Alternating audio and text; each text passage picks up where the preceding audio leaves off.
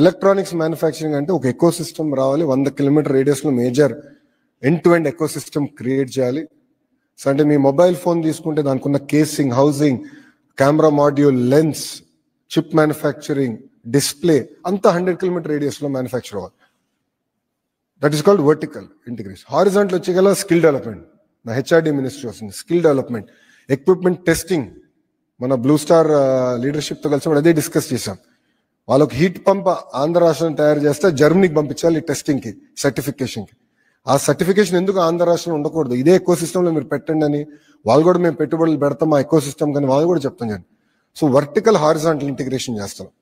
So అందుకే compressed biogas అంతా ఒక జోన్లో, ఎలక్ట్రానిక్స్ మ్యానుఫ్యాక్చరింగ్ ఒక జోన్లో, సిమెంట్ మ్యానుఫ్యాక్చరింగ్ ఒక జోన్లో, ఆటోమోటివ్ ఒక జోన్, డ్రోన్ సిటీ కర్నూలు అట్లా ఒక జోన్లో.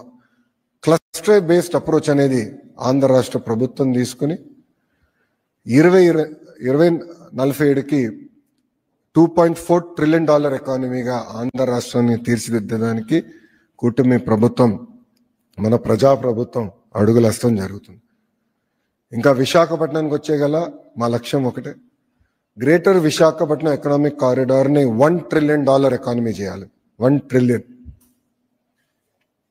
2.4 ట్రిలియన్లో 1 ట్రిలియన్ అక్కడ ఎకనామిక్ యాక్టివిటీ చేయాలని.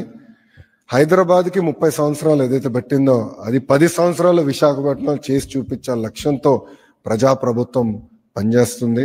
దానికోసం విశాఖపట్నం ఎకనామిక్ కారిడార్ అని నామకరణం చేసి దానికి ప్రత్యేకంగా అధికారులను కూడా నియమించి ఇంటిగ్రేటెడ్ ప్లానింగ్ అంటే ఎయిర్పోర్ట్స్ కానివ్వండి, రైల్వేస్ కానివ్వండి, రోడ్స్, ఎడ్యుకేషన్ కానివ్వండి, కంపెనీలు ఎక్కడ రావాలి, ఎట్లా మొత్తం జోన్ ప్లానింగ్ చేయాలి. ఎట్లయితే గతంలో చంద్రబాబు నాయుడు గారిని హైదరాబాద్ని ఎట్లయితే ప్లాన్ చేశారో ఆ అప్రోచ్ తీసుకుని best in class, world class planning చేయాలి.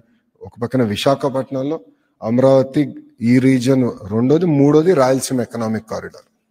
ఇట్లా 3 స్పెసిఫిక్ ఎకనామిక్ కారిడార్స్ చేయాలనేది గౌరవ ముఖ్యమంత్రి గారు నిన్న ఆయనతో తిరిగి వచ్చినప్పుడు కూడా ఆయన చాలా క్లారిటీ ఇచ్చారు. ఇంతేకాకుండా మీరు చూస్తే స్పీడ్ ఆఫ్ డూయింగ్ బిజినెస్లో ఈరోజు ఆంధ్ర రాష్ట్రం నంబర్ 1గా నిలబడుతుంది. మేము ఎంఓయూల పైన కూడా సంతకాలు పెట్టట్లే, మేము టైం వేస్ట్ చేస్తున్నాం, మేము ఇమీడియట్గా ఎగ్జిక్యూషన్కి వెళ్తున్నాం. ఆస్లర్ మిత్తలతో ఇప్పటికి మాకు ఎంఓయూ లేదు, ఆంధ్ర రాష్ట్రానికి ఎంఓయూ లేదు, బట్ ఫౌండేషన్ నవంబర్లో చేస్తున్నాం. టీసీఎస్తో కూడా ఎంఓయూ లేదు, but we're starting the center in November. ఎంఓయూలు పిచ్చి కాదు, ఎగ్జిక్యూషన్ ఎగ్జిక్యూషన్ ఎగ్జిక్యూషన్ సింగిల్ ఫోకస్తో మేము పనిచేస్తున్నాం. చాలామంది గతంలో అడిగారు, డావోస్కి వెళ్ళారు, పక్క రాష్ట్రాలు ఎంఓయూలు చేశారు, మీరేం చేశారు? ఫాలోఅప్లు జరుగుతాయి. డావోస్లో గూగుల్ క్లౌడ్ సిఇఓ కురియన్ గారిని గౌరవ ముఖ్యమంత్రి గారు అక్కడ కలుస్తాం జరిగింది. ఫాలోఅప్ మీటింగ్ చేసి ఎంతవరకు వచ్చింది అన్ని డిస్కస్ చేశాం. మొన్న టాటా సన్స్ చైర్మన్ చంద్ర గారు నేను బాంబేలో కలిసినప్పుడు నేనే స్వయంగా స్టేటస్ అప్డేట్ ఇచ్చా. టాటా గ్రూప్ కంపెనీ ప్రాజెక్ట్స్ అన్ని ఆంధ్ర రాష్ట్రంలో ఏంటి, ఒక్కొక్క ప్రాజెక్ట్ ఏ స్టేటస్లో ఉంది, ఎక్కడ గ్యాప్ ఉంది, గ్యాప్ ఆంధ్ర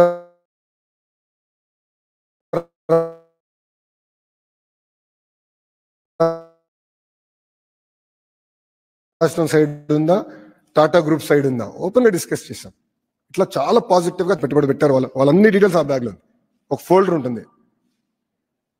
రిలయన్స్ అవ్వచ్చు, టాటా అవ్వచ్చు, జిందాల్ అవ్వచ్చు, స్టేటస్ అప్డేట్ ఎవ్రీ వీక్ నా ఆఫీస్ నాకు అప్డేట్ ఇస్తుంది. ఆ ఫోల్డర్ నా బ్యాగ్లో ఇప్పుడు ఉంది. సో ఎప్పుడైనా కలిసినా, ఎప్పుడైనా ఫోన్లో మాట్లాడినా వస్తే ఇదిగోండి ఇది అప్డేట్, దిస్ ద స్టేటస్ అని నేను చెప్తున్నాను. అంతేకాకుండా ప్రతి ప్రాజెక్ట్ వాట్సాప్ గ్రూప్ కూడా ఏర్పాటు చేశాం.